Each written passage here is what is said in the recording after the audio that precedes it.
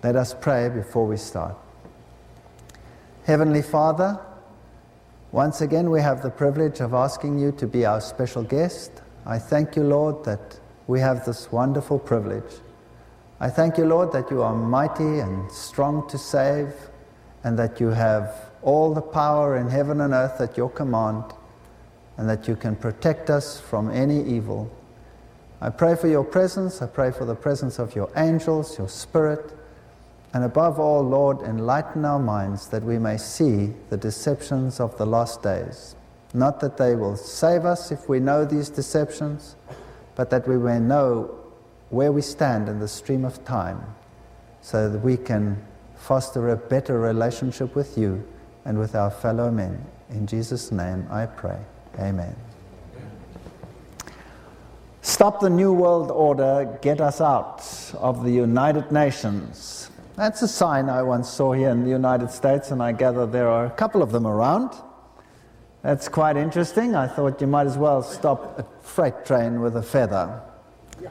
I don't think we have much chance of that. It's all in place.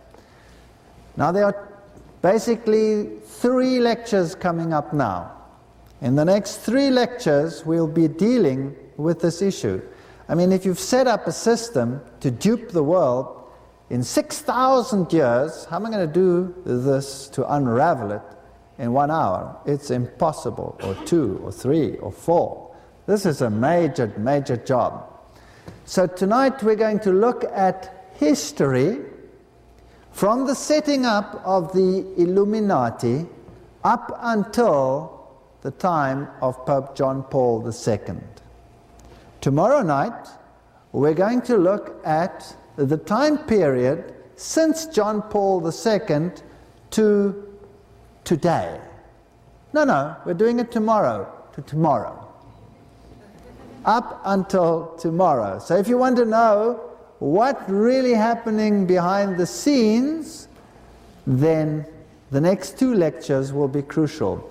In the 3rd lecture, we'll look at everything else. So it should get quite exciting in the next 3 days. And then, once we have unraveled this tremendous mess, then we will look at the solution. I cannot wait. I will heave a sigh of relief. I'm sick already of all this stuff.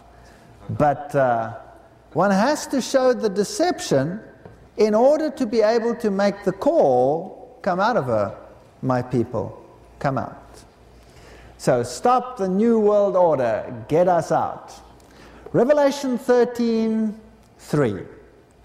One of the heads of the beast seemed to have had a fatal wound, but the fatal wound had been healed. Question: if it seemed to have a mortal wound, did it have one? No. It's a counterfeit. It's a counterfeit. Christ had a mortal wound. He really died and was resurrected. But this beast seemed to have a fatal wound.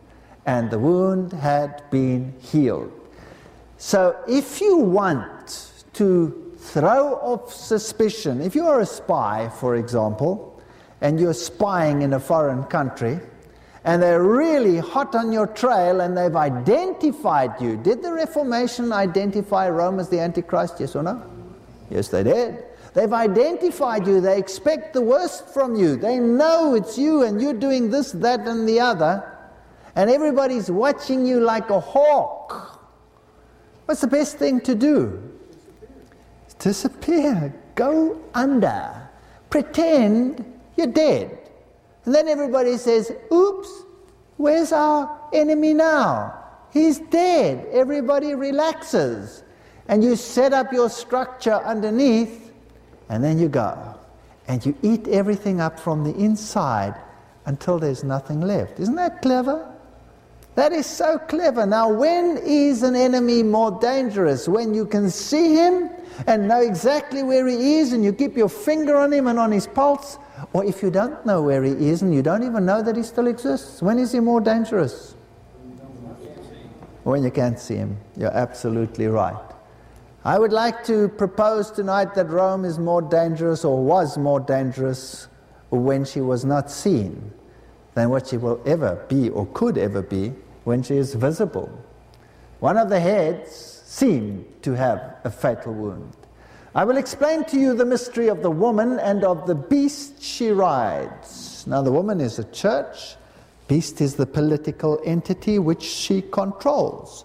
The mighty end-time beast. I saw the woman sit upon a scarlet-colored beast, full of the names of blasphemy. Revelation 17:3. Well, we've dealt with those texts in considerable detail thus far. The woman was arrayed in purple and scarlet color. So she had the color of sacrifice, the death and the resurrection. She had the color of royalty. She had purple. And she was decked with gold and precious stones and pearls. She had means. Having a golden cup in her hand, full of abominations and the filthiness of her fornications. Revelation 17:4. We've dealt enough with her doctrines. They are full of these apostasies. And upon her forehead was the name Mystery. Mystery religion, Babylon the Great, mother of harlots, abomination of the earth. Revelation 17:5. And we dealt with that in a great deal in the lectures that we've held thus far. 2 Timothy 4:4 says they will turn away from listening to the truth and give their attention to legends. That's what the world does today. They follow blindly and they substitute liturgy for cognitive, Word of God based thinking. It's very sad. Where you go to church depends on your likes or dislikes of musical taste, for example. That doesn't make much sense. Now, let us start with the time of the Illuminati. And one of the greatest events of all time, an event which has a major impact on our time, is the French Revolution. And the French Revolution is in miniature what is planned for the whole world. So if we study the French Revolution, we can see exactly what is coming in our day. It's going to be equally or worse in its horrendous nature. The French Revolution was the movement into the New World System. It was the enacting of that great leap into the future. Revelation 11:3. The whole of chapter 11 deals with this issue of this rise of this beast out of the abyss. This beast means, of course, a political entity. This beast that rises out of the abyss, on which the woman will eventually, or on which the woman sits and controls the whole of the world. And I will give power unto my 2 witnesses, and they shall prophesy 1,263 days. That's the time of Roman Catholic supremacy, 538 AD to 1798. And they will be clothed in sackcloth. Now, who are these 2 witnesses? Well, we are told these are the 2 olive trees and the 2 candlesticks standing before the God of the earth. Now, who are the 2 olive trees? Zechariah 4:3-6 tells us, and the 2 olive trees beside it, one on the right of the bowl and the other on the left of it. What are these, my Lord? This is the word of the Lord to Zerubbabel, saying, not by might nor by power, but by my Spirit, says the Lord of hosts. So who are the 2 olive trees? This is the word of the Lord. Let's not change the biblical definitions. So, the 2 olive trees, the olive stands for the Holy Spirit. It's not by might. Our weapon is not a physical weapon. We fight with the sword of the Spirit, the Word of God. That's the only weapon we have. I carry no gun, I carry just a sound model here. And that doesn't even work all the time. Revelation 11:7, and when they shall have finished their testimony in sackcloth, because Rome banned the Bible, Rome didn't make it available to anyone. If anyone had it, it was a mortal sin. The testimony, the beast that ascendeth out of the bottomless pit shall make war against them and shall overcome them and kill them. So, was there a power round about the time of the end of the 1,260 days that is a symbol of the great end-time confederacy that rose up and made war against the Bible? Yes, there was. It was France. And this power made war against the Bible and declared it null and void. And their dead bodies shall lie in the street of the great city, which spiritually is called Sodom and Egypt. Wow. That's as bad as you can get.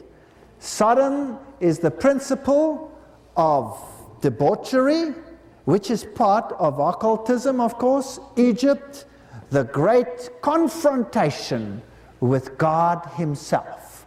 Occultism standing against God, where also our Lord was crucified. So in a sense, the system crucifies the Lord and removes him out of the system. Also, it brings in the concept of Rome, because Rome crucified the Lord. Revelation 11:10, and that they that dwell upon the earth shall rejoice over them and make merry, and shall send gifts one to another, because these two prophets, the Old and the New Testament, tormented them that dwelt on the earth. Did France do this? Absolutely. They did it. They made merry. They rejoiced. They sent gifts to one another, and they mocked the Bible. They mocked the Bible. In fact, they introduced the system of enforced atheism. Pike said, we will create the atheistic system, then we will enlarge it, and then at the end of time, we will use it to eradicate whatever we need to eradicate, and in the end, then we'll roll it up like a carpet, and we'll find victory over atheism and over any remnant of Christianity, and finally we'll have pure Luciferian worship on this earth. And in the New Age movement, we saw that two institutions, according to Benjamin Cream, were going to introduce this into the world. And those two institutions were the revitalized Christian churches, who were actually teaching Spiritism rather than the truth. And the other one was the Masonic Lodge. Those are the two that they used. The Masonic Lodge, of course, is the one that produces all the great preachers that we saw, that controls the revitalized Christianity, which is, in a sense, without cognitive function, just like paganism. Whatever the Spirit does, you do. If he says fall over, you fall over, whatever. 11:13, and after 3 days and a half, the Spirit of God, of life from God, entered into them, and they stood upon their feet, and great fear fell upon them which saw them. They banned the Bible, the French legislature, for 3.5 years, a day for a year. It was banned. And then they rescinded the ban, but it didn't go into effect until someone found it in a safe, and 3.5 years later, the Bible was unbanned again, made available, and that same hour there was a great earthquake. That's a symbol in the Bible of a great negative conflagration that takes place. Was there one in that country? Yes, it was the French Revolution. 10th part of the city fell, and in the earthquake was slain of men 7,000. We have the number 7 again. So this has to do with this battle between the divinity and the counterfeit divinity. The storming of the Bastille, one of the great events of our time, and what did they do? They enthroned the goddess of liberty. And this is history. There she was. They took a prostitute, They enthroned her, and they fell on their feet. They mocked, in other words. They fell on their knees, and they worshipped the goddess of liberty. And they took everything that stood for the kings and the mighty ones and the rulers, and they got rid of them. And there are the heads of the kings, Louis XVI and his wife. Here's the beheading of Louis XVI and the beheading of Marie Antoinette. And there is her head. They held it on a stick and showed it to the people. And there was great merriment and great rejoicing, and gifts were sent to each other precisely as it was told.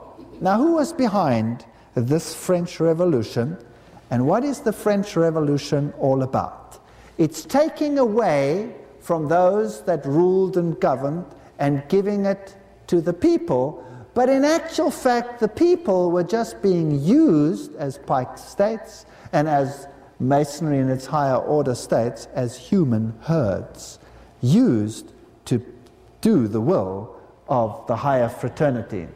Now, the men behind it were Robespierre, and he was the head of the Jacobins, the Jacobin clubs. Now, what were the Jacobins? The Jacobins were like secret clubs. All the symbols of the Jacobins are identical to the symbols of Freemasonry. And you know the duck story, I'm not going to repeat it again, but that's what they were. All the symbols were exactly the same. The Jacobins formed the think tanks, the political parties today. Today you would have equal or similar Jacobin clubs that are set up in the form of the Council of Foreign Relations and the Bilderbergers. Those would be the equivalent of the Jacobins of those days. Then, another man that was very prominent at that time was Voltaire. To hold a pen is to be at war, Voltaire. And Voltaire, of course, was a Jesuit. And the head of the Illuminati, or the founder of the Illuminati, was Weishaupt. He was professor at the University, Ingolstadt. He was a Jesuit. Now, if you look at the history books, they will tell you that these were ex-Jesuit because they turned against the church. Well, that's exactly what they want you to believe. That's exactly what they want you to believe, because this plan was worked out in great detail. The idea was to put an end, give a so-called mortal wound to the papacy, so that the suspicion would be removed, and put the power into the Jacobin societies, which would rule without anyone knowing that it was actually the same system having gone underground pretending to be dead. And so they had to pretend to give the beast a mortal wound, and the Jesuits were the ones that did it. You saw the Jesuit promise they will do anything, whatever it takes, in order to further the Mother Church. The Pope was taken into exile. I'm sure he was taken well care of. The fact that he died in exile is neither here nor there. He just happened to die in exile, but he lived a life of luxury. If the fact that many of the prominent men thereafter went into exile is also neither here nor there. Let's take a modern day example. You've all heard of Idi Amin, right? The greatest mass murderer in Africa for many a century. Where is he today? Living in luxury in Saudi Arabia, in exile. See? Big deal. All right. There is Voltaire. So he supposedly turned against the church. He's listed in your encyclopedia, look up anyone, as a Jesuit. And they will say, he must be an ex-one because he went against Roman Catholicism. What about Jean-Jacques Rousseau? The social contract, man is born free and everywhere he's in chains. One man thinks himself the master of others, but remains more of a slave than they are. So Voltaire and all of these people, they came together, the Illuminati, and they planned the new constitution for the world.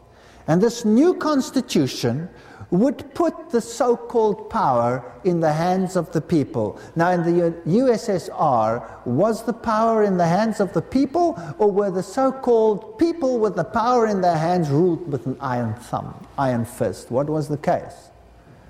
They only appeared to have the power with the people, but the people were being used as gun fodder, as human hordes.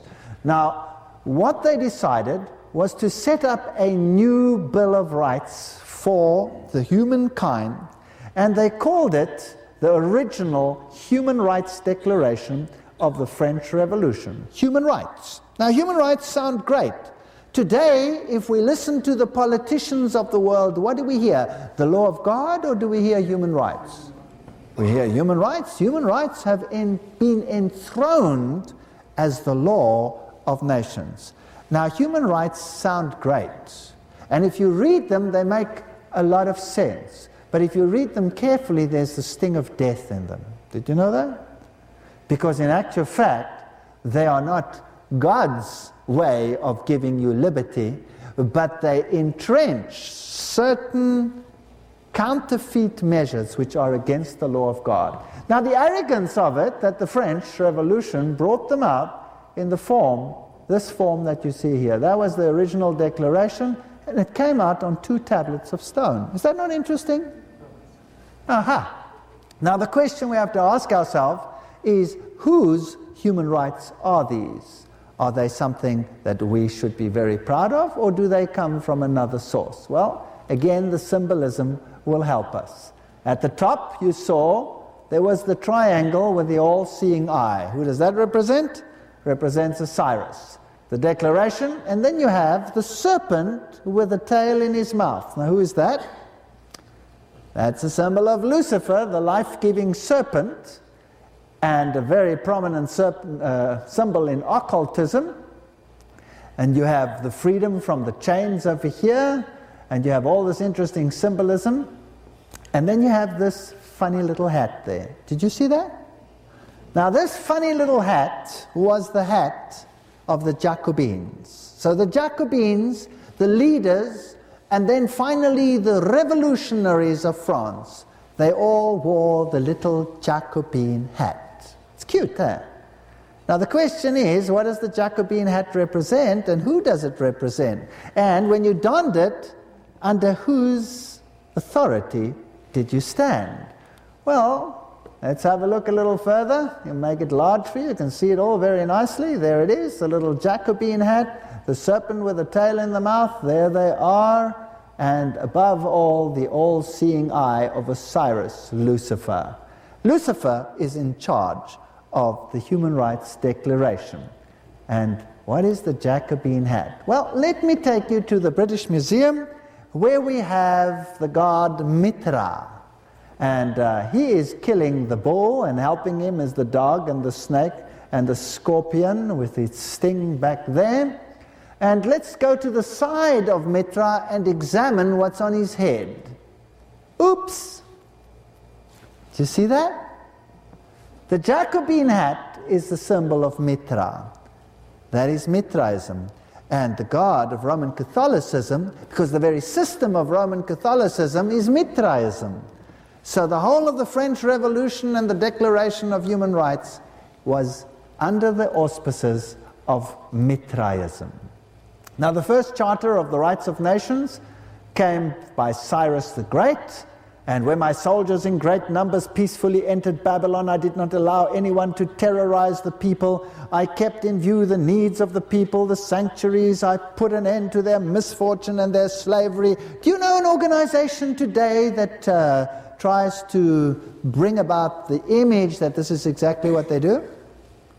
The United Nations. When they go into an area, they allow the turmoil to continue until the problem has been resolved. Then they go in, and then they act this role. So this mortal wound that the papacy received in 1798, Pope Pius, when he was dethroned by Napoleon, his ring was torn off.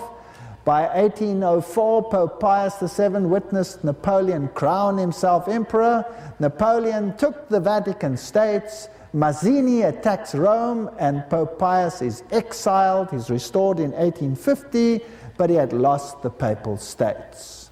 And what did Napoleon do? The first thing Napoleon does is he returns and he declares religious freedom, and he sets everyone free that had previously been suppressed by Roman Catholicism.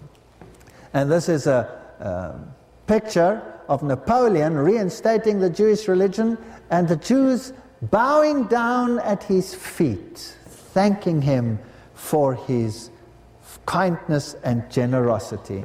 And so the heat is off, the beast is dead, and now everything is in the hands of the people. But behind it all is the serpent, controlling the issues. So we have more violence than the world had experienced to that time. Joseph Bonaparte, 1768, King of Spain, and this comes from a Masonic book. And what does it tell us about him? It tells us that he was a high Freemason, and that he was actually the Großmeister, the worshipful master of the Oriental lodges. Now his brother, of course, Napoleon Bonaparte, same thing. So Napoleon enters and does whatever it is necessary to unite Europe and to rid Europe of that which is problematic. So giving the power to the people. Finally, he loses the battle at Waterloo, and he is stopped. So we have the role of Britain in terms of ensuring freedom growing. Now let's have a look at that War of Waterloo, and we look at the role players. Well, Wellington was the one who fought on the one side, Napoleon on the other, and on the one side you had Michel Ney, here he is, on the French side, and you had von Grouchy on the French side, and both of them were high Freemasons, as well as Napoleon, and his brother, as you saw, was even the Grand Master of the Oriental Lodges. On the other side, you had this German fellow, Blücher, and then you had von Schnarrenhorst, and they were high Freemasons. Now, isn't that interesting? So you have all of the major role players in this war being top Freemasons. Now, they are a sworn brotherhood, sworn under oath to stick together and hold together and build each other. So they set up this war, they bring about the conflagration, and then they achieve what they want to do, the new state, and then the so-called perpetrators are no more. The ones who did it all, who caused the damage, the Napoleons, who did all these terrible things in the end, they're taken away into exile, removed from the dangerous situation. Everything has been achieved just as they wanted it. So you have good cop, bad cop. You remove the good cop, you place the bad cop, you put the good cop in place. You make that one bad, then you replace him with another good cop. Well, then comes the First World War to again take issues a little bit further. Kaiser Wilhelm. Now, this is an interesting picture. What does this tell you about Kaiser Wilhelm? Oh yes, this comes from a Masonic book. They're very proud of it, that every single king was a high Mason. And every emperor there was a high Mason. So there you have one, that after this French Revolution period, there were only Masons in control. In the whole of Britain, there were only Masons in control. In the whole of Europe, that's where they ruled. Here's Kaiser Friedrich III. What is he wearing? Masonic regalia. They are all Freemasons. So on both sides of the fence, you have Freemasonry. 1854, Pius proclaims the Immaculate Conception of Mary, and he summons the First Vatican Council in 1870, and the dogma of infallibility and ultramontanism triumphs. The Pope is raised up to the level where all power is seated in him, but apparently he is toothless and has no power. Now, why is it that the very ones who run Masonry, who are the Jesuits, are the one who see to it that the papacy rises to this ultramontanist power. And now they have to plan their final strategy. Who were the enemies of Rome? There were two major role players who would not buckle under. The Protestants, where were they situated?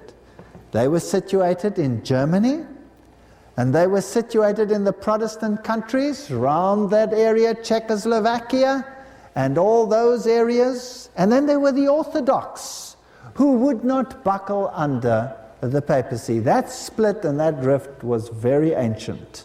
And all the world needs to be under Rome. So it was necessary to create a thrust into the East to take control of all Orthodox countries. Now, those first wars that Napoleon fought was to soften up the hold of those nations and to break them down to the point where the final takeover could take place.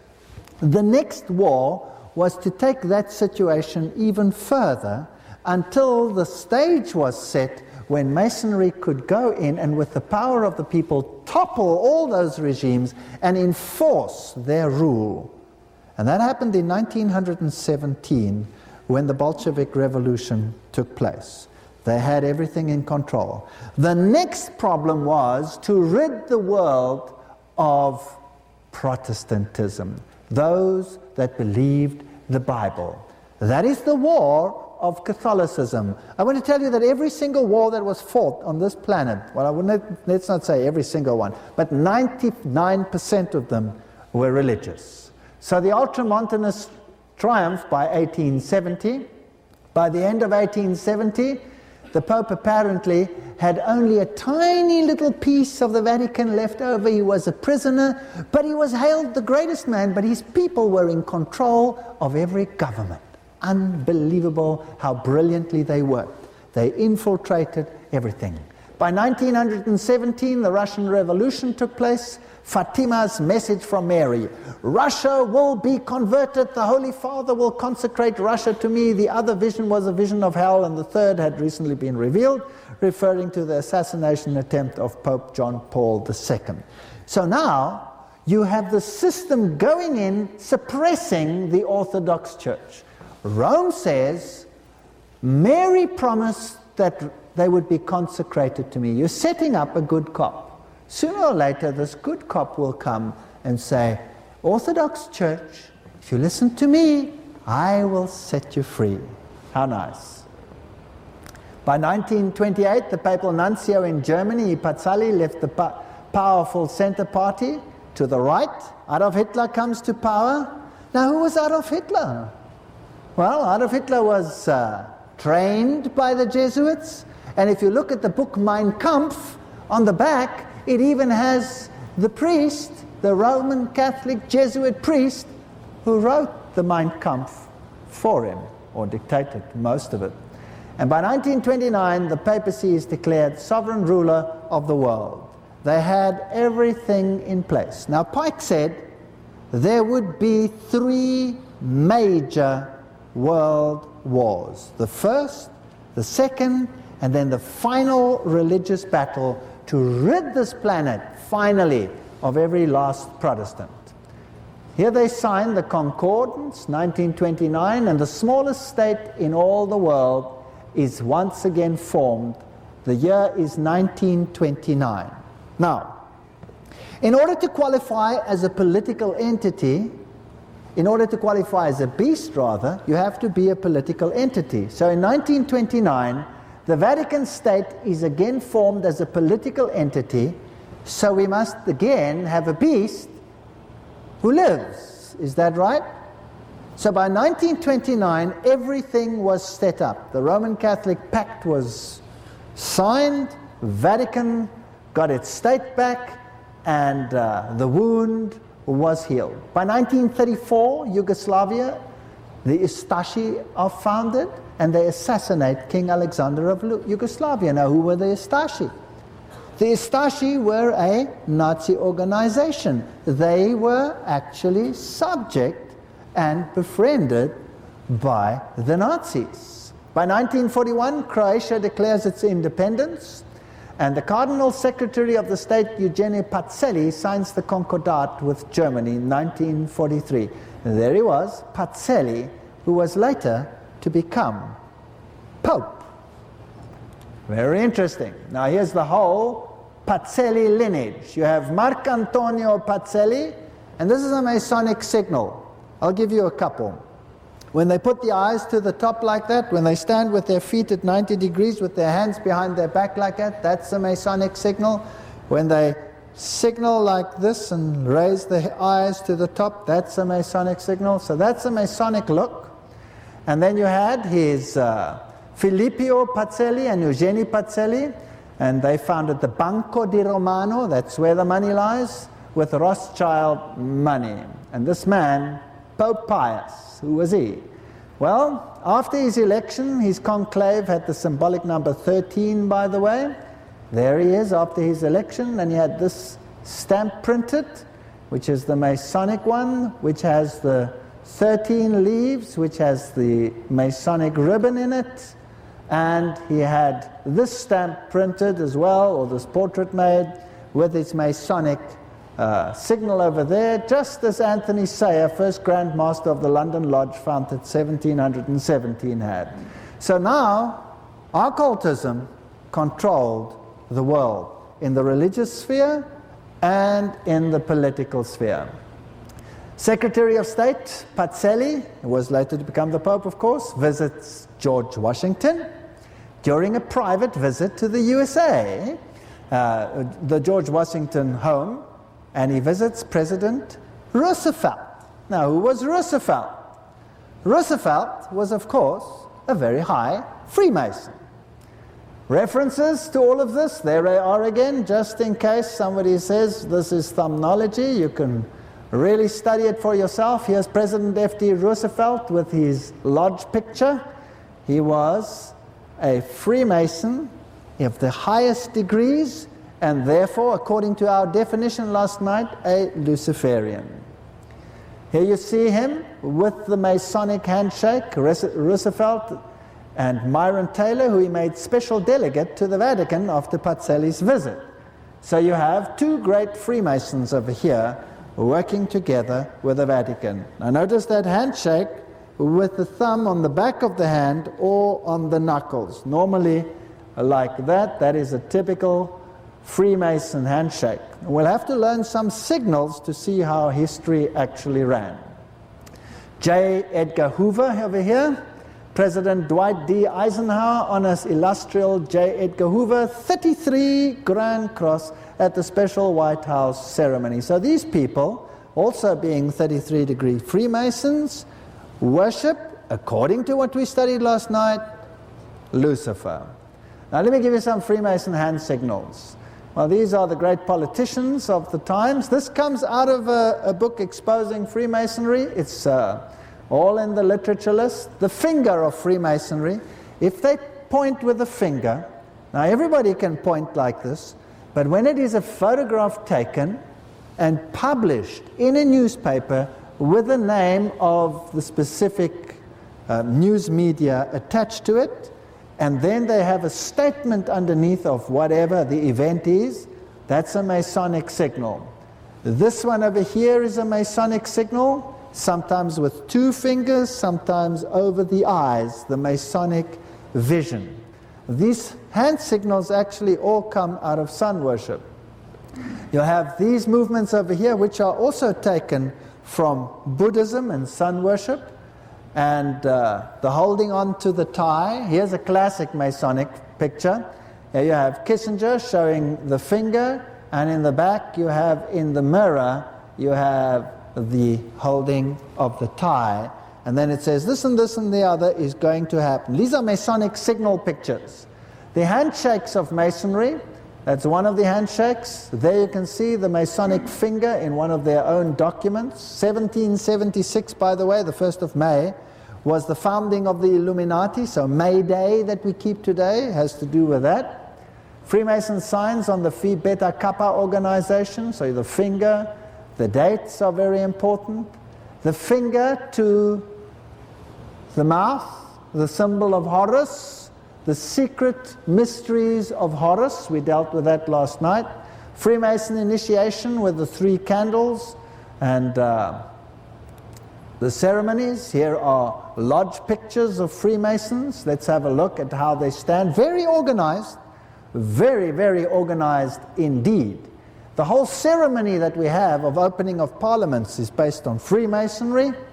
And here you can see some more interesting Freemason signals. This one, for example, is a Freemason one. That one over there is a Freemason one. So now what if a football team, stands like this on the field? The owner of that football team is a Mason. And the whole system of sport is run by Freemasonry. They control sport, for example. Here's another interesting Freemason handshake. Notice it is just like this. You take the hand like this. And we'll see that the Pope uses this one very much as a signal picture. We need to know these signal pictures and Mason stance and Mason looks. Remember also that the United States has the symbol of Mitra and the goddess of liberty in this particular statue, and all these symbols of the United States and every other country in the world is based on occultism. In your own dollar, I know many of you know this already, the word one stands for the one. That's why you're one of the few countries in the world that still has a $1 as unit, the lowest unit. One is the symbol of Lucifer. Now, how many symbols of Lucifer are on this dollar note? Hundreds. We can't deal with them all. For example, you have the web of the spider everywhere over your dollar note, the web of the spider. In the New Age movement, in Masonry, the web of the spider is a symbol of Lucifer, who will eventually enweb the whole earth. Then you have your 2 seals of the United States on either side. And if we look at those, and you look at them a little bit more carefully, you have Annuit Cuptus, Novus Ordo Seclorum, and you put the Masonic hexagram on top of it, then you have A, S, N, O, M, and those are the letters which can spell the word Mason. And you can also have Alto on the other side. So if you look at these symbols, they are really quite fascinating. On the back of your dollar, you have the one symbol, and tiny, like a little micro dot in the circle of the dollar, you will have the symbol of Moloch, which is the owl, the symbol of Moloch. Now there's the one, I've enlarged it for you, and there's the half circle, the symbol of the moon goddess, and there a tiny little dot, which is the symbol of Moloch, the owl. So let me enlarge it for you even more. There it is, and there you can have your little symbol sitting over there in the corner, the little symbol of Moloch, the owl. I've tried to enlarge it even more, but it gets a bit fuzzy when it gets to there. Now that coinage was always used in occult societies and in the society of the worship of the sun god. Let's have a look at the tetradrachman of the head of Athena, for example. There she is. On the reverse side, they would have the owl, the wisdom. Now, in your fairy tales, you always also have the owl as a symbol of the wisdom of Lucifer. It's the symbol of Lucifer.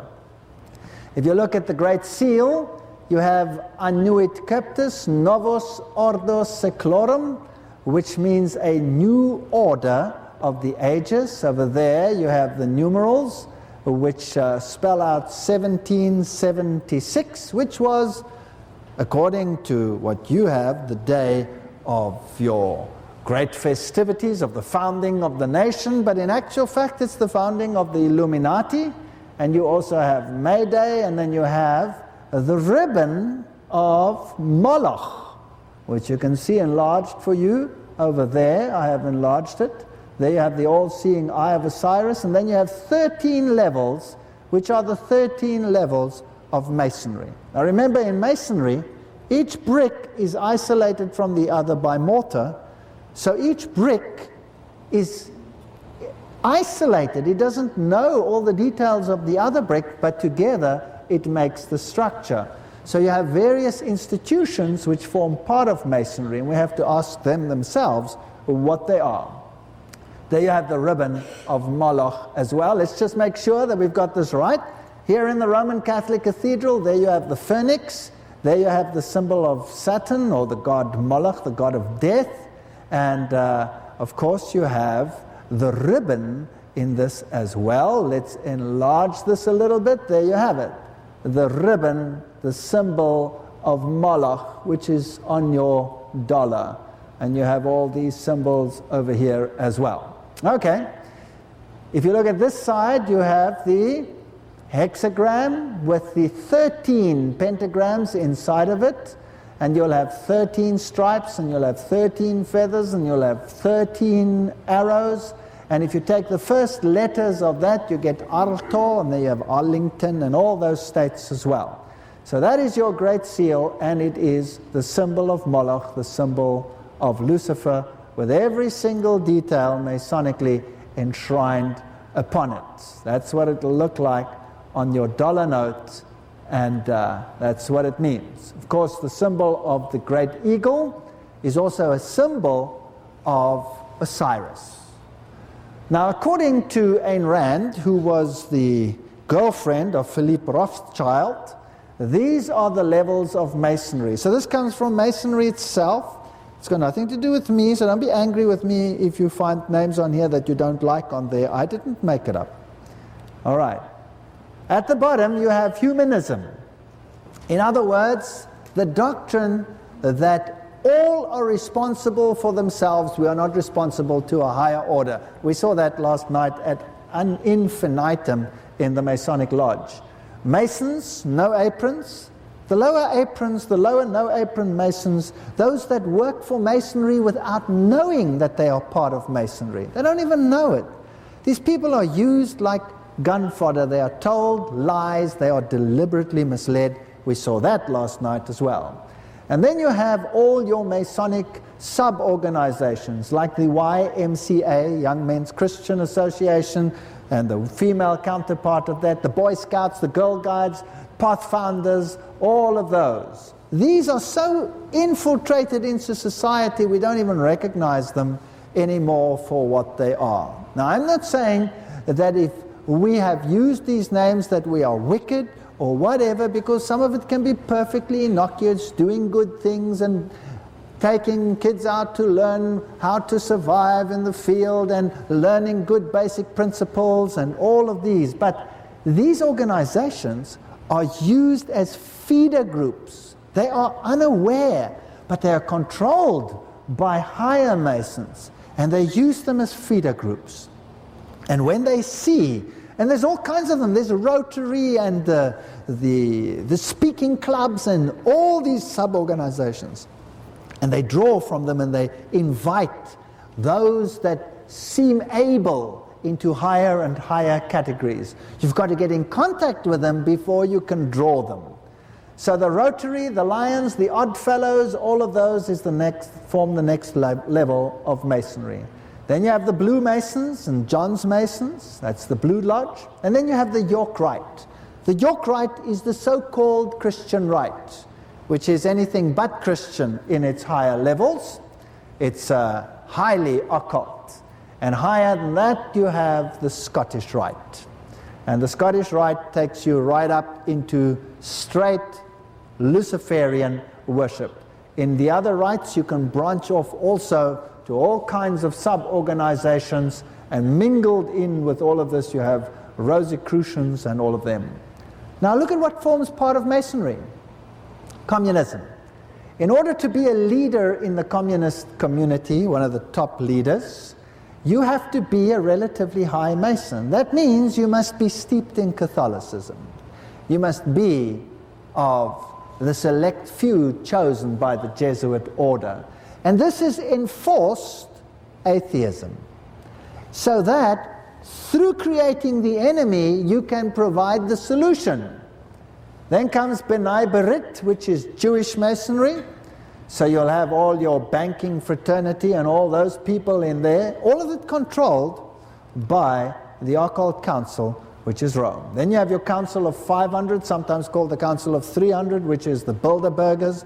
That's where your kings and your princes and your high industrialists and all those top people, who also, of course, belong to other organizations such as Opus Dei, and all of them belong. Then you have your council of 33, which is really the top dogs in the world. Some of those will be in the Club of Rome, some of those will come from the Bilderbergers and all of those. They also control the major oil companies and the riches of the world. Finally, the Council of 13, and then the secret name that has never been revealed. But I have no problem with it. It's the Pope. Roman Catholicism. Let's prove that. The church is of necessity intolerant. Heresy she endures when and where she must. That's what I said earlier on. But she hates it and directs all her energies to destroy it. How much of her energies? All of it.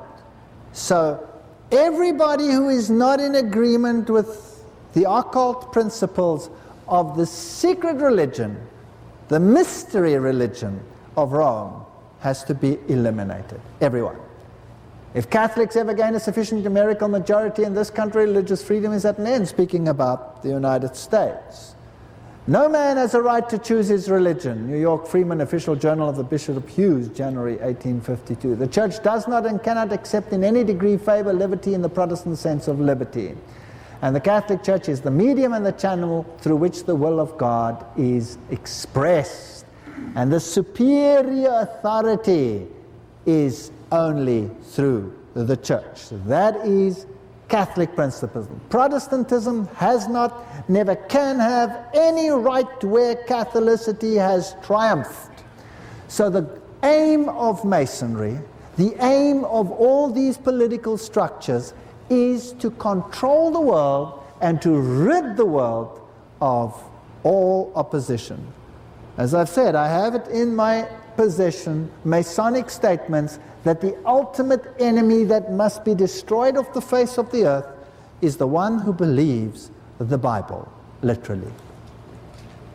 I saw another beast coming up out of the earth and had two horns like a lamb, and he spoke like a dragon, and it exercised all the authority of the first beast before it, and caused the earth and those dwelling in it to worship the first beast whose deadly wound was healed. We dealt with that when we did two beasts become friends. So the United States, as a Masonic power, rises. Now there are millions and millions of people in the United States who are totally unaware that they are being controlled by the Masonic power. And the one is an image of the other, as we can see even down to the details of the architecture, this one having been designed by James Hoban. Now, let's have a look at the so-called dichotomy, this so-called Cold War between the USSR and the United States of America. And between the two of them, all the world was rubbed into a fine powder. There was chaos in every country in the world. Believe you me, in the smallest, tiniest little, infinitesimalest little country, there these two powers were rubbing up what was left. In my own country, you had the so-called war between the groups. Karl Marx joined the League of the Just in 1842. That is one of the Jacobin clubs. Later it was called the League of Communists. He started writing the Communist Manifesto in 1844, and it was published in 1848. Interesting date, 1844. Now, being a Jacobin and being part of this manifesto, he must have been a high insider Jesuit Mason. He was Jew turned Catholic. Interesting. Here you have your president, ex-president, Roosevelt, then you have Stalin, and then you have Churchill. Those are the role players on the one hand, and all three of them high Masons. All three of them. This man over here, I saw his apron in the Lodge Museum in London. This one we know was of the high degree Masons, and of course Stalin as well. What about Hitler and the Jesuits? Hitler said, I learned much from the order of the Jesuits. Until now, there has never been anything more grandiose on earth than the hierarchical system of the Catholic Church. I transferred much of this organization into my own party, Secret History of the Jesuits. The whole of the structure of Nazism was based on the Jesuit concept. The SS, by the way, SS are the symbols of Lucifer. If you have the rock band Kiss, they use exactly the same symbols. Was constituted according to the Jesuit principle. Himmler was head of the SS, was closely associated with the Jesuits through his father. Hitler said of him, I see Himmler as our Ignatius of Loyola. And Joseph Goebbels was also a trained Jesuit. So on the one hand, you had the United States, you had Britain, and you had Stalin, and all of them were high Masons. On the other hand, you have Adolf Hitler. Now, who's the real enemy in all of this? Who's the real enemy? Protestantism and the Orthodox Church. So by 1917 they had the power through the First World War to take over Russia in the Bolshevik Revolution. And the Masons were in control. Now it was time to rub out the Orthodox resistance and to rub out the Protestant resistance. Get rid of it all over the world. Goebbels, Himmler, both of them Jesuit-aligned Freemasons. And the beast rises. You have to have a bad guy versus a good guy. But the bad guy is just playing the role of the bad cop. The good cop and the bad cop are actually on the same side. They've always been friends. They're brothers. The symbols will tell us something. The symbol, of course, that they used was the swastika. There it is, in the circle. There's also the great Maltese cross. All the symbols of Freemasonry, all the symbols of the occult world were there. By the way, it's interesting that Napoleon sent his legionnaires to Egypt to unravel the mystic power of the Egyptians, particularly in regard to the battle between God and Egypt and the occult power that Thutmose wielded. And Adolf Hitler did exactly the same. Why did he send his strongest legions under Goebbels to go into North Africa and to secure the whole of the Egyptian mysteries? Napoleon had 13 huge volumes written, and this man as well. And they studied mind control. He used mass hypnosis to dupe the people into believing whatever it was. Here he respectfully greets Hindenburg, who has the same Masonic regalia and who was also a high Mason. So they catapult this man to power, and he works with the young, and he enthuses them, takes power, and one of the principal Catholic personalities to help Hitler was Franz von Papen, leader of the Catholic Party in Germany and friend of Pacelli. So Rome works with Nazism. The pictures that we see are all Masonic. The looks are Masonic. And the symbols, the Reichsadler, are Masonic. The structure of the hand is a Masonic signal too. The open hand is the symbol of sun worship, symbol of Lucifer. And these pictures that you see over here, he posed for them. So these are not taken at a speech. He got a photographer to take them, and he posed for them. Masonic signal pictures, the finger of Masonry. And the so-called wedding between Russia and Adolf Hitler. There is a double Masonic figure over there, again over there. Here he is with the nuncios and with the papal ensigns, and there you have the cardinals giving the same signal. So they were all one and working together. The Roman Catholic Church catapulted him to power. They needed him to do the job. The Pope and the Führer, here he is with Pius, these two work together for the destruction of Protestantism in the world. Yugoslavia had to go. The Orthodox Church, Romania, had to be trampled underfoot. When Adolf Hitler attacked the East, did he march towards Moscow? No, it was not his plan. He took everything else all the way around. Interesting. What is the first country that was taken in the Second World War? Just like that, and it was all over. Not a shot fired. Poland. Poland was taken. Not a shot fired. Now why was that? You see, Poland is a Catholic country. Everything was Catholic. Nobody was to be damaged in Poland. Take it, not a shot, secure it, safe. What's the next one that was taken? Just like that. France. France taken, secured, safe. The two Catholic enclaves, safe. Now we need the liberation of these Catholic enclaves. And then the military went in. And what did they do to the other nations? What did they do to Yugoslavia and Romania and all those enclaves all the way around there? What did they do to them? They flattened them. They flattened them, and then they went north. And Croatia, separated early on, declared independent, safe. Roman Catholic. All the Catholic nations were secured, and the others were flattened. Flattened. Now, this man will have much to account for one day. What did he do with the church? Well, firstly, he had to secure the vote. And he said, if anybody turns against him, there's big trouble. Here he is given an interesting handshake here by the Reichsbischof Ludwig Müller, who greets Adolf Hitler. There's the Roman Catholic man, and there's the Lutheran bishop.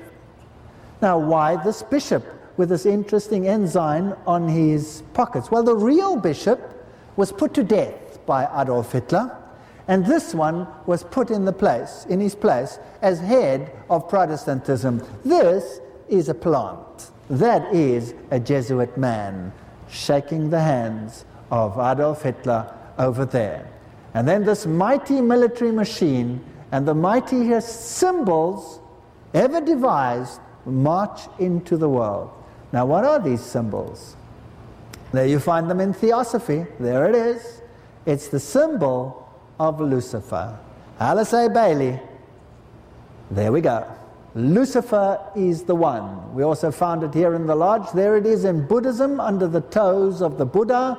So the swastika, symbol of Lucifer in all ancient cultures, all the way back to wherever you want to go in history. The swastika, the open hand, the symbol of Lucifer. And he uses the children, and he gets the masses on his side, and now they start this grinding war. This grinding war. Two enemies, the real enemies are where? You tell me, where are the real enemies? The real enemy supposedly was Britain fighting against Germany. No real invasion of Britain. Nothing. No real invasion. No, he's fighting and flattening whom? Yugoslavia and all those countries. Until all the resources are washed out. Finally, the Allies come in and they start throwing firebombs. Now, where do they throw them? By the way, that's against the Geneva Convention. That was against all laws of righteousness. They throw firebombs on the north of Germany, and they incinerate the north of Germany. Now, who lived in the north of Germany? Protestants. The south of Germany is Catholic. And what lived in East Germany? East Germany was the Protestant enclave. That was the one seat that was the powerhouse of Protestantism. So they have this mighty battle, this mighty war. Hitler declares that Russia had been defeated in 1942. Pope Pius consecrates the whole world to the Immaculate Heart of Mary. Cardinal Carrera wrote, "The apparition of Fatima opens a new era. It is the foreshadowing of what the Immaculate Heart of Mary is preparing for the whole world." Big hype. The enemy has been defined.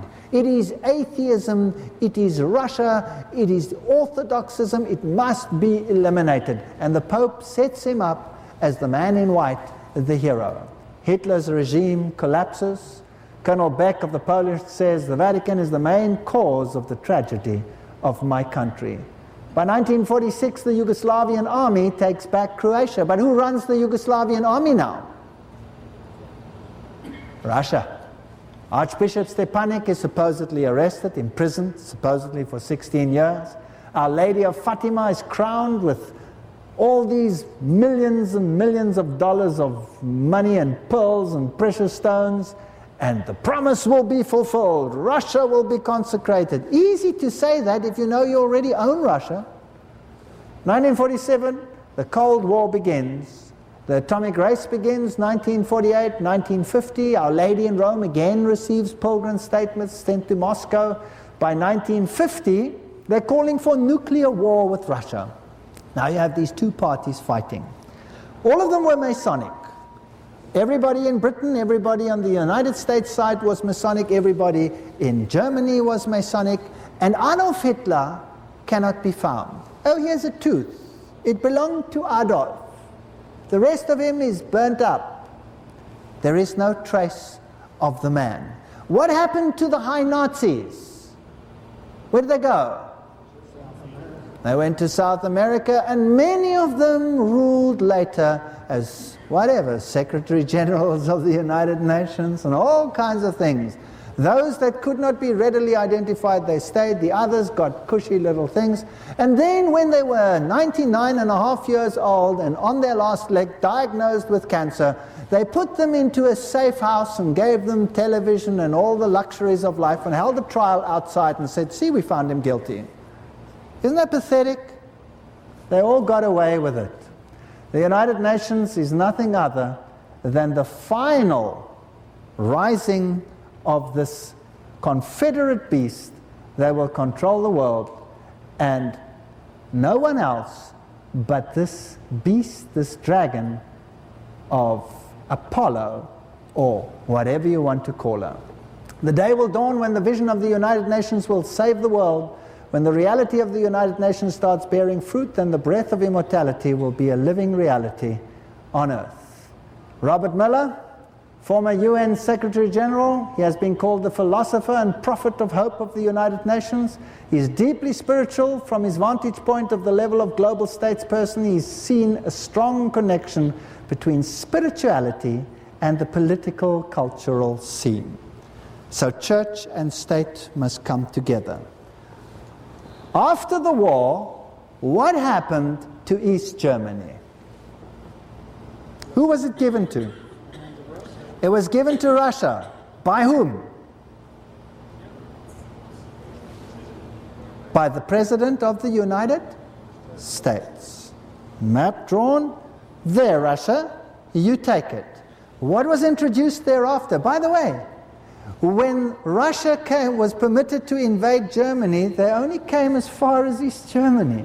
And then the wall was put up, the so-called wall, that stopped any further incursion, but the East was totally given over to Russia. They sent in the most barbaric hordes of people that you can imagine.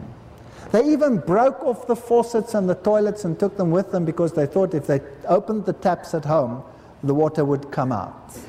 But what did they do to the morale of the nation? They raped them, they pillaged them, they hung the women up by their Achilles' heels, they ripped open their stomachs, they took their babies out, they smashed them against the rocks. Who promised to do that? The Jesuits promised to do that. The biggest destruction of human morale happened in East Germany, while the West built a wall between the Catholic conclave and that conclave, and they enforced atheism by law.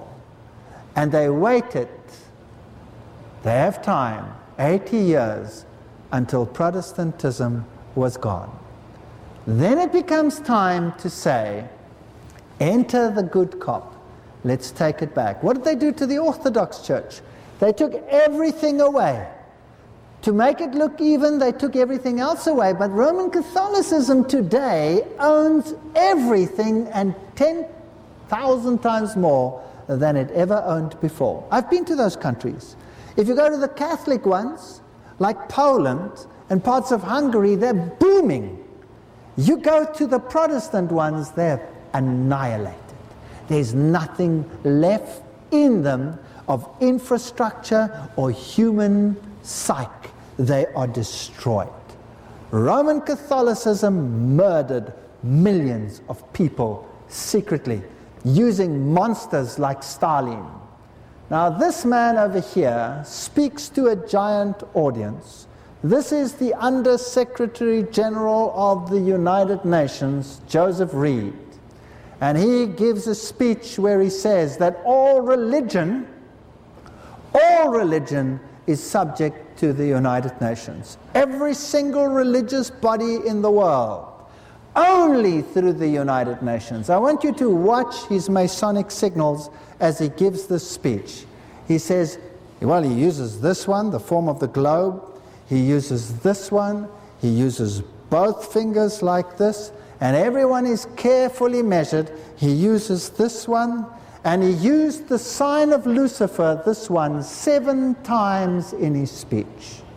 7 times in his speech. These people, as I've shown you in last night's lecture already, are Luciferians. Now let me show you this little video of this man, and you watch him carefully. And then we watch the flash, because the media, only their media, takes the picture when he makes a Masonic sign. And he goes, snap.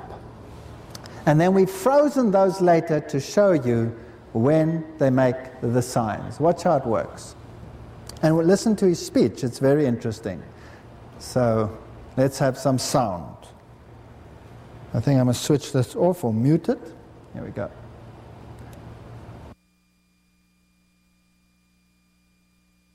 I make this appeal because the United Nations is also your organization, our world organization, your United Nations.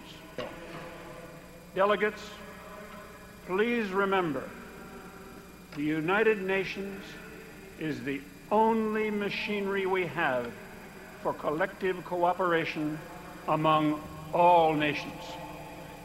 It is the only worldwide institution for furthering development. The United Nations is the only universal mechanism for protecting human rights. The United Nations is the only shared framework for strengthening international law. Delegates, the United Nations is not one of the luxuries of international life. The work of the United Nations is of vital importance for the betterment of life on our planet. I make our world organization your United Delegates, please remember.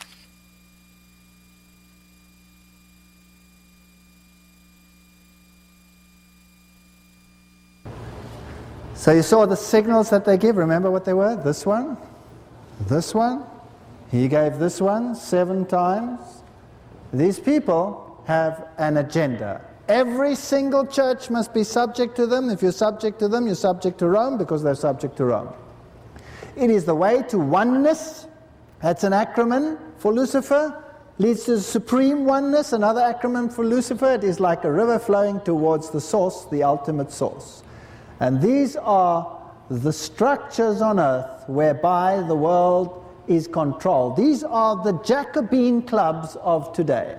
The Council of Foreign Relations, the United Nations, the Bilderberg Group, the Club of Rome, which, by the way, has divided the world up into 10 regions and has called the rulers of those 10 regions kings. Interesting.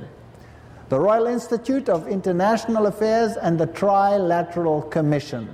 and together they make the hexagram with a round table in the middle. The occult, secret, controlling power in the middle.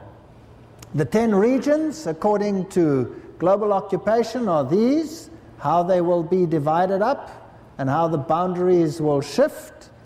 And you'll have 1 and you have 2 and all of these. Some of them have changed slightly, they've modified them slightly. So these are the main regions. And the economies of each one is going to become dependent on the economy of the other.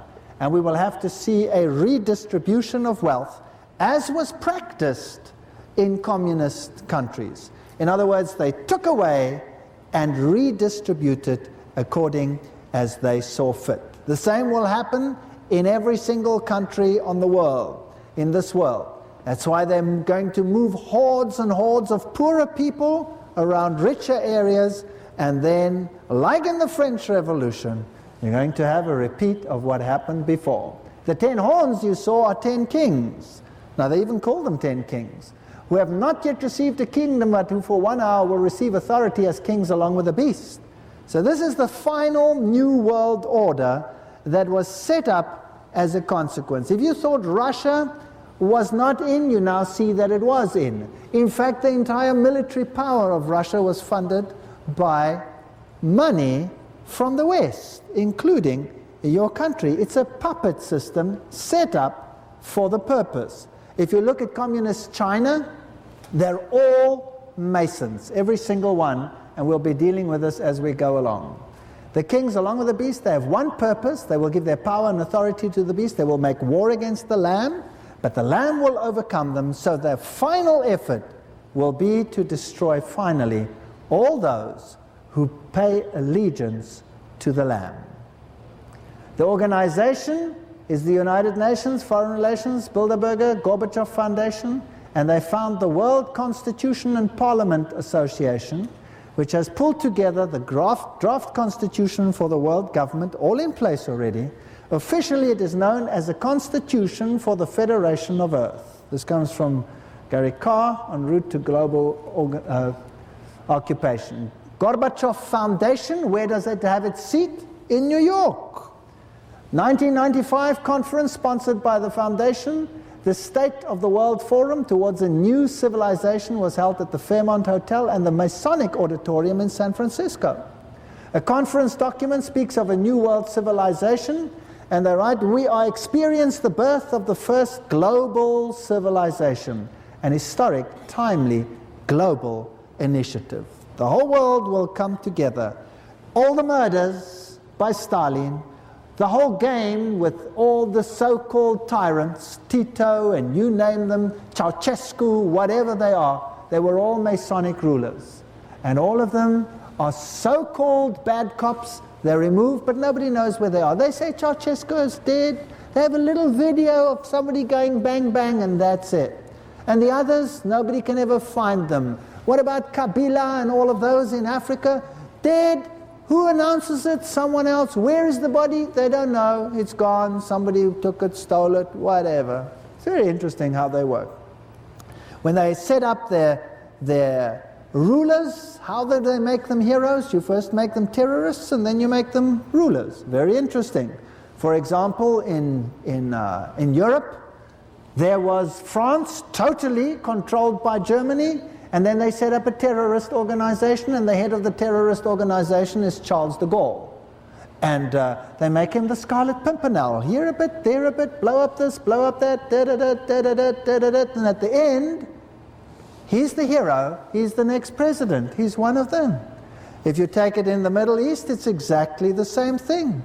You set up a terrorist organization, the head of it, you make him Yasser Arafat, and Yasser Arafat does his thing, blow up this, da-da-da, da-da-da. In the end, you make another nation, you make him the ruler. Same in Africa. You set up a terrorist organization, you make the head terrorist the hero, Nelson Mandela, and then at the end of it, you reinstate him in power, and they're all Masons. They're playing a game.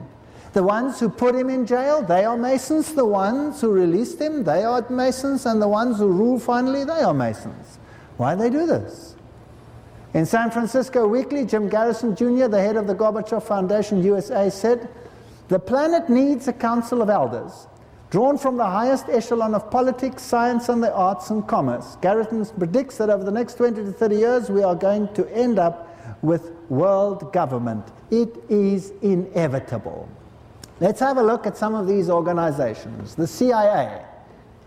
There we have the symbol of the sun worship. All the symbols of Masonry are in there. If we take NATO, we have the symbols of Freemasonry. If we take MI5 of Britain, there's the all-seeing eye of Osiris, and you have the triangles over there, the UK intelligence. If you take the CFR, you have the rider on the white horse with the Masonic finger, they're Masonic.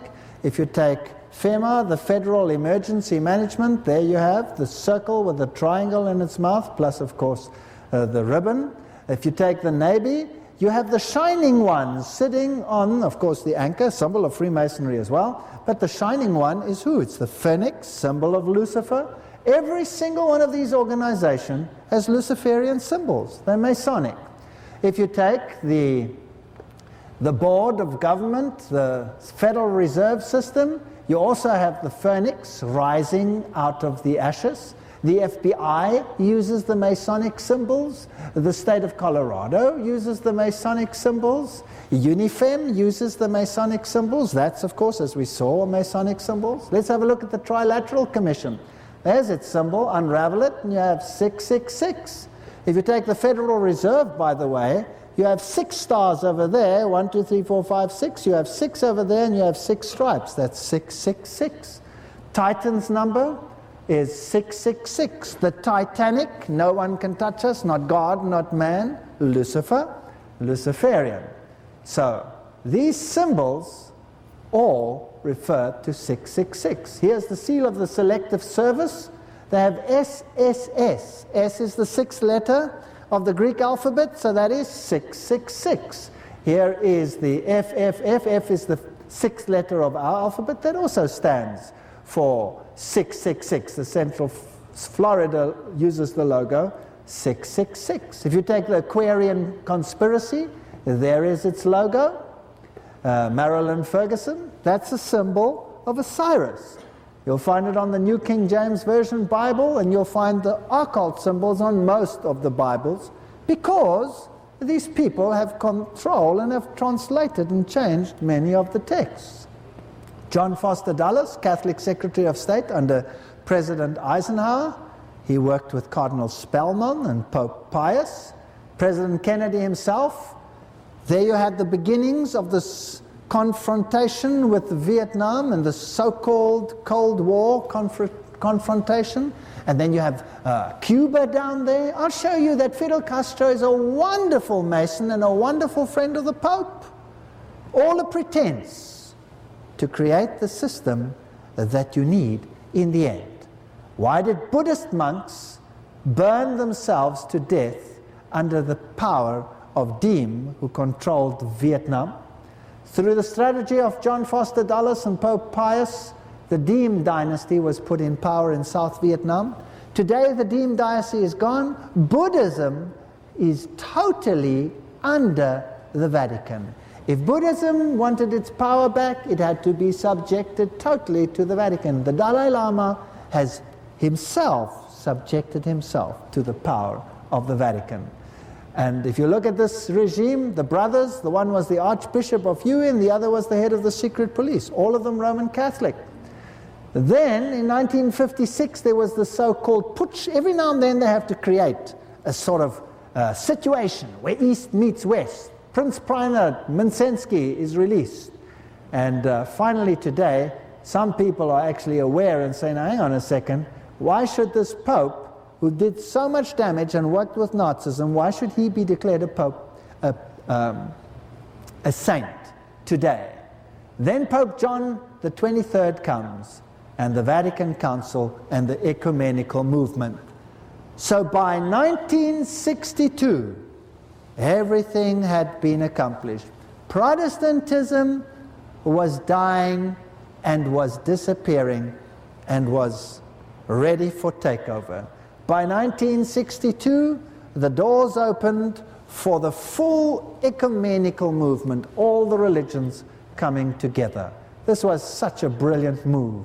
And today, you have in place, through the Vatican II signing of the Council documents, every single plan that was set to bring about this union.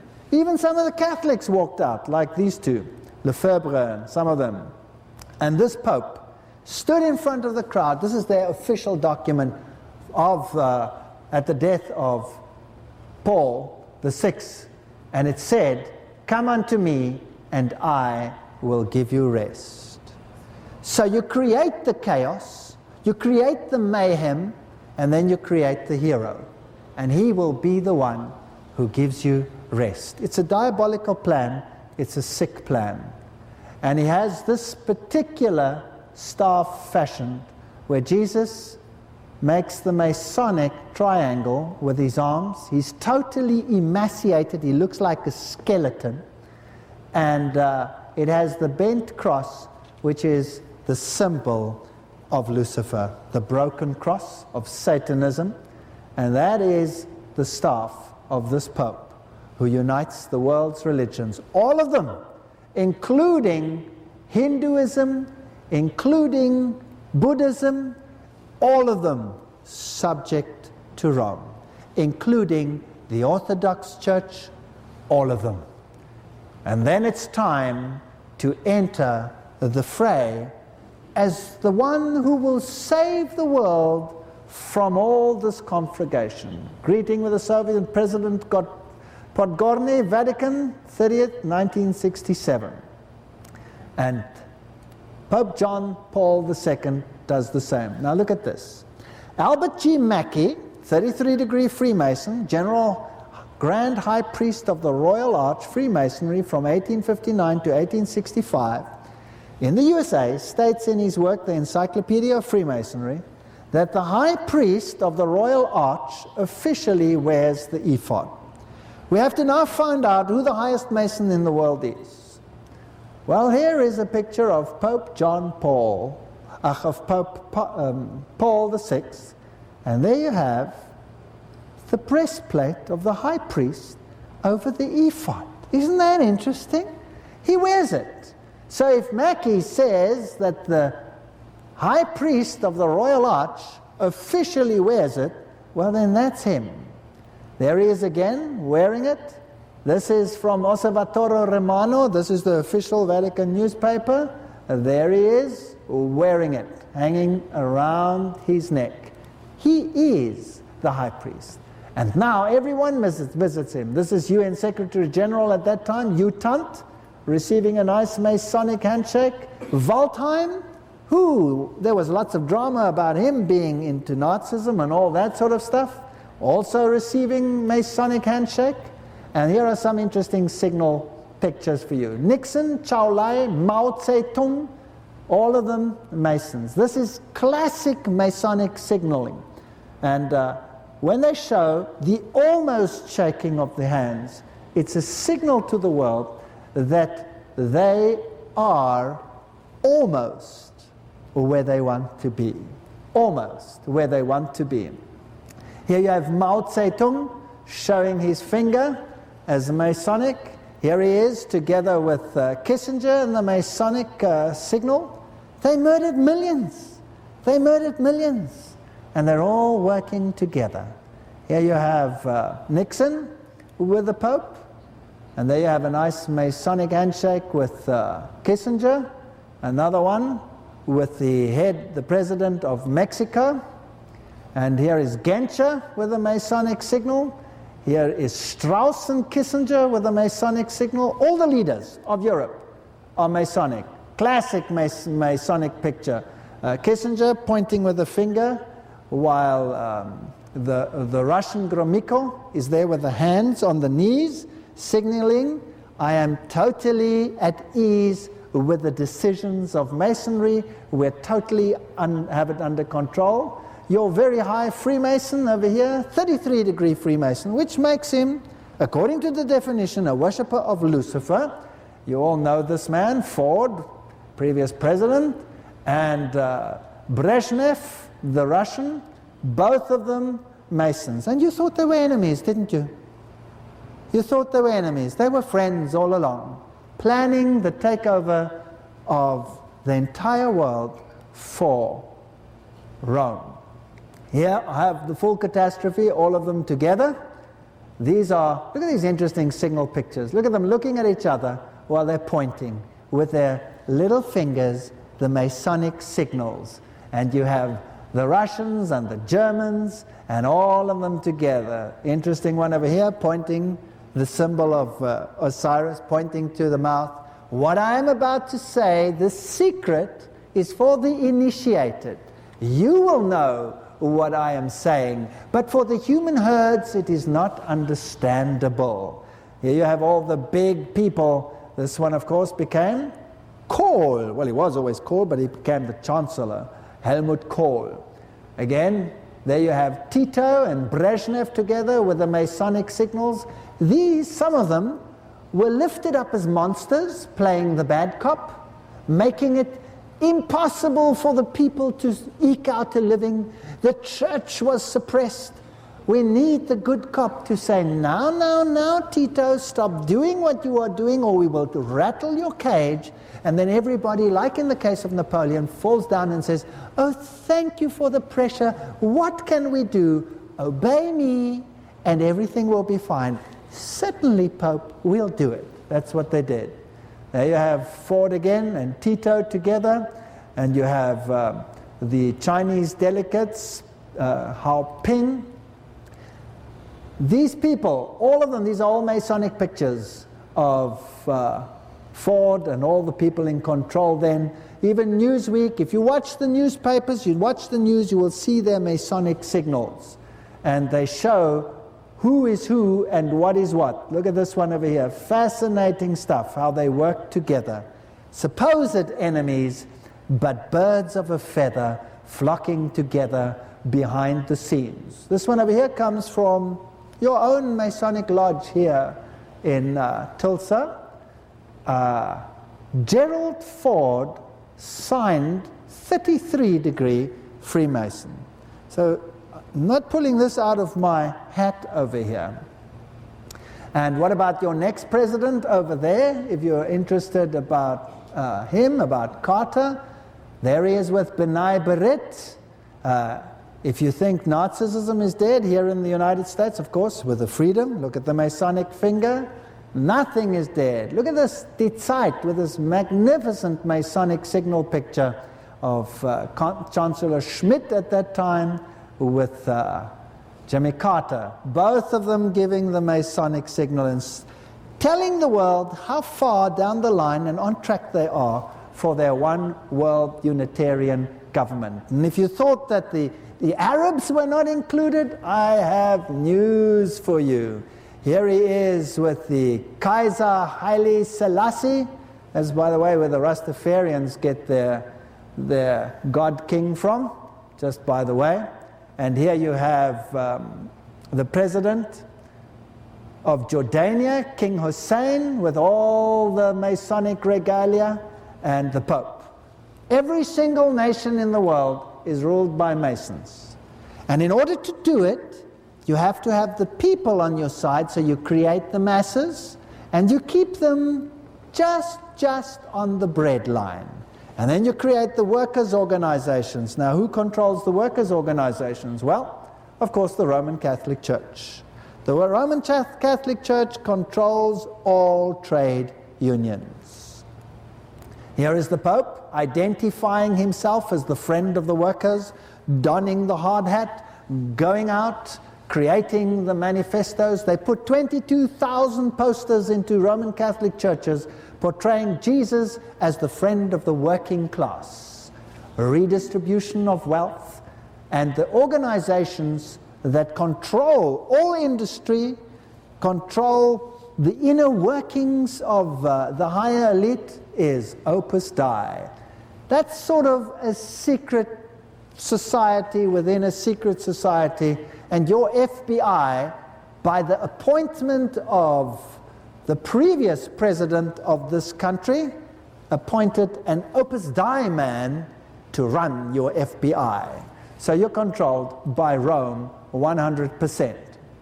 Here you have another secret society within the papacy, having this symbol, which is about the symbol of Baphomet, symbol of Lucifer. These are the warlords of the Pope, the knights of the Pope. And notice the symbols that they have, all Masonic. The mafia, all these organizations are controlled. They use the same symbols as knighting. All of them are one and the same. The whole British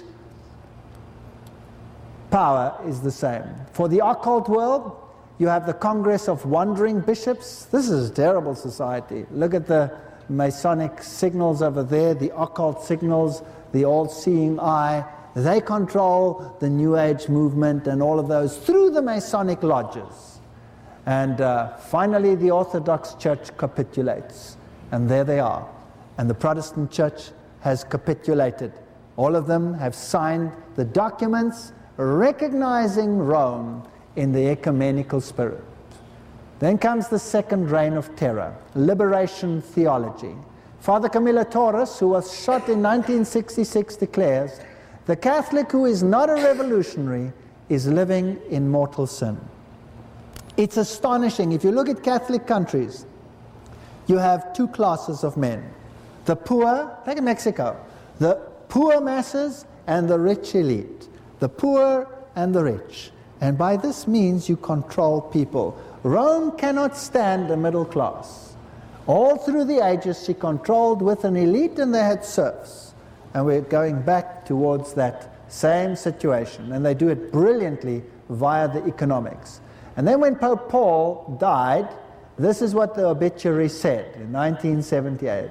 Pope Paul will be mourned by Catholics and Protestants, by Baptists and the Orthodox Christians, and by Muslims and Jews and people of every faith and land. So by 1978 they had it sewn up.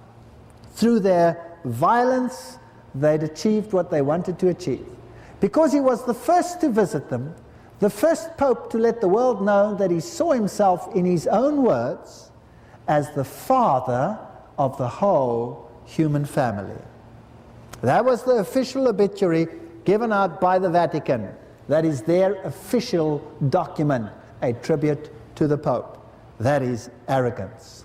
God, in his wisdom, has seen to it that true Protestantism is distributed throughout the world.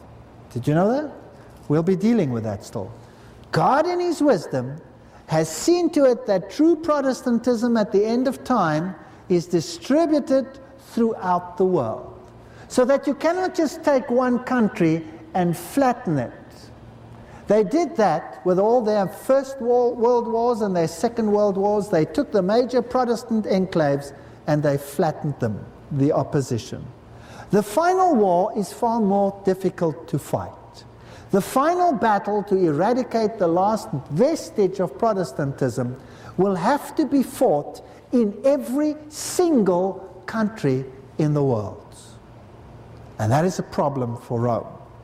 The way to achieve it is to become even more brilliant in strategy.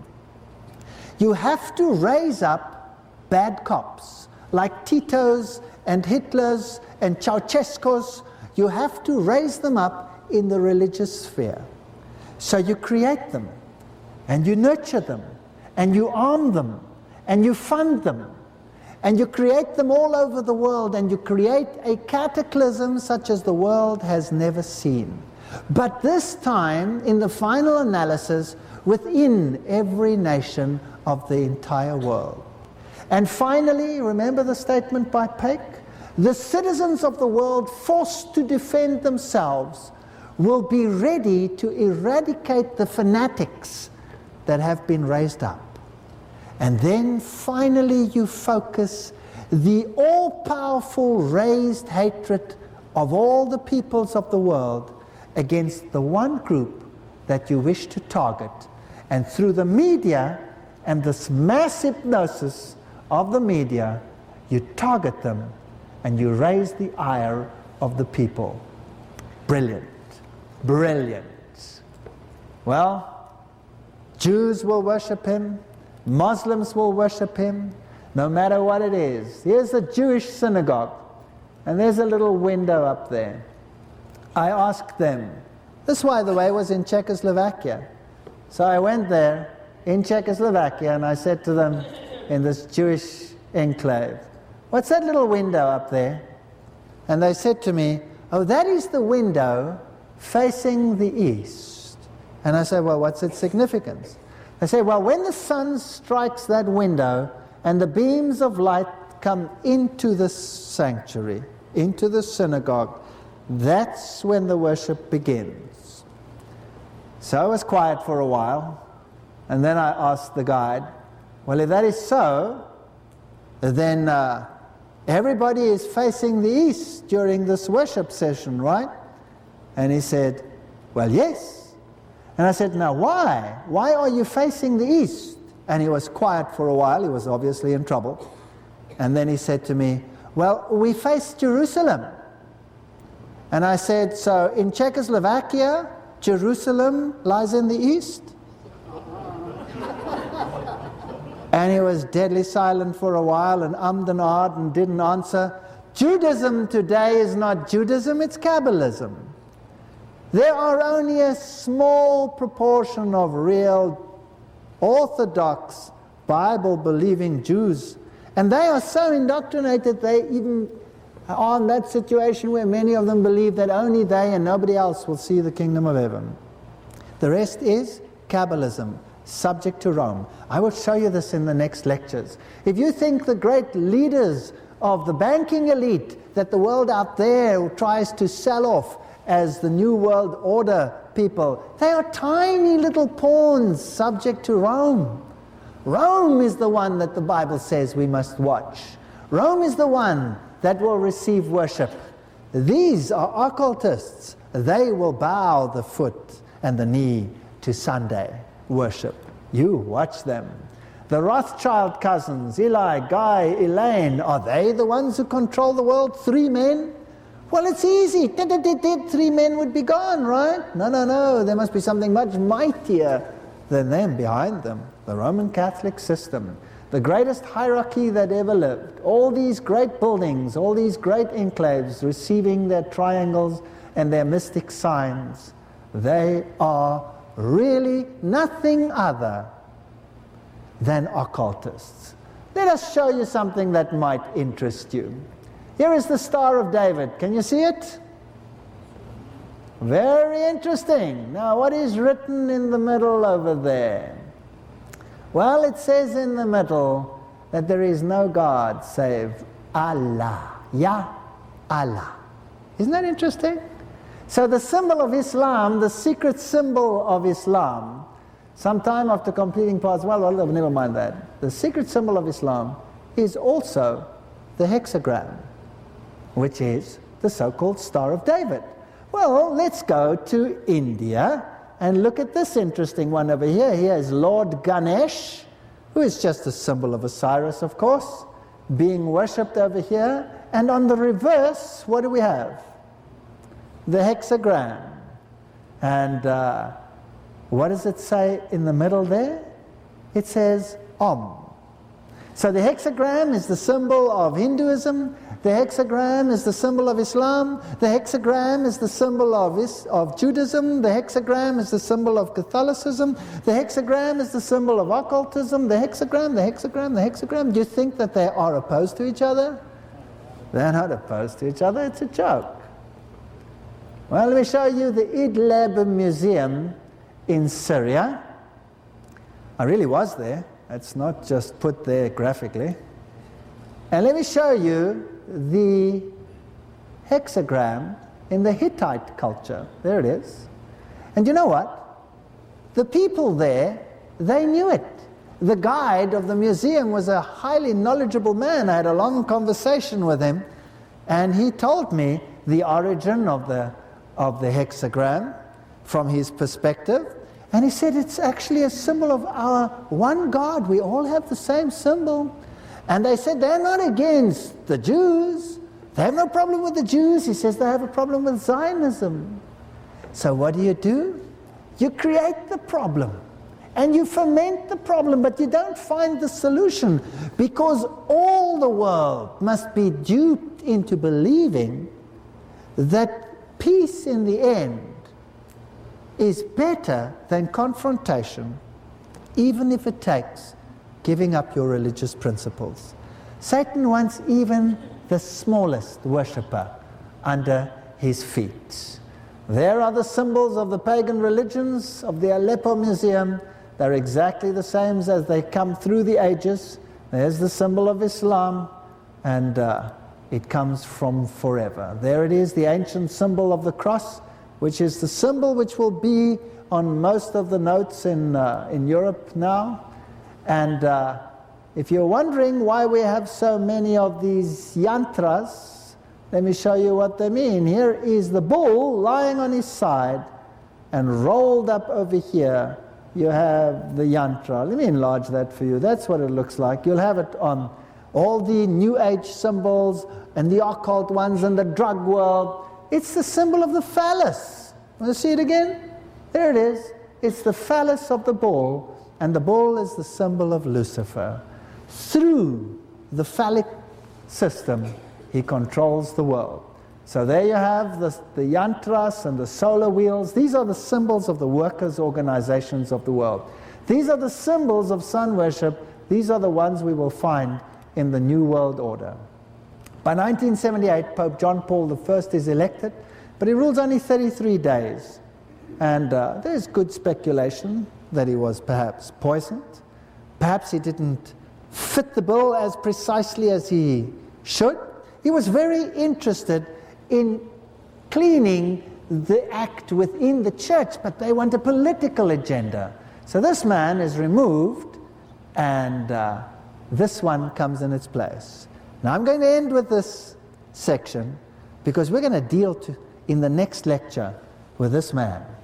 My Pope, that's what Mary says, Paul II, I confirm for you is the Pope of my secret, the Pope about whom I spoke to the children during the apparitions, the Pope of my love and the Pope of my sorrows, thunder of justice.